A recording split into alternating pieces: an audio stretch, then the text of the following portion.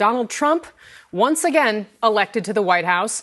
Leaders around the world congratulating him on his historic comeback. But there is one leader who apparently has no plans to congratulate him. Russia's Vladimir Putin, according to the Kremlin. CNN's Nic Robertson joins us now with more on this. Nick, good morning. What are we learning?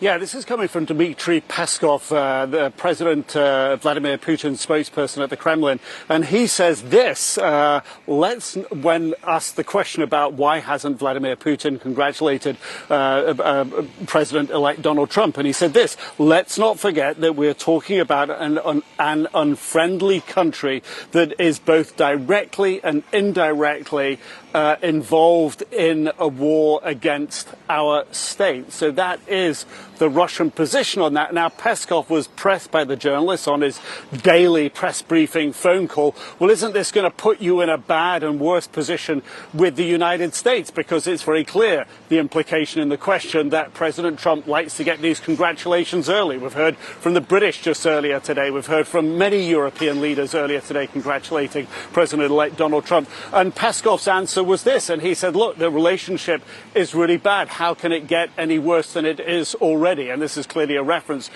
something else that Peskov talked about in that phone call with journalists, saying that the United States is in a position to end the war in Ukraine, where Russia considers itself to be essentially in a war confronted by the United States, involving the United States. So the Kremlin's position on this, I think, gives us a hint about what Donald Trump has spoken about previously, about ending the war in Ukraine in the matter of a day. Russia's position on this is clearly going to be tough. And as Peskov went on to say in this phone conversation, that this issue over Ukraine is not going to be ended quickly. That is clearly going to be a tough road ahead for President-elect Donald Trump.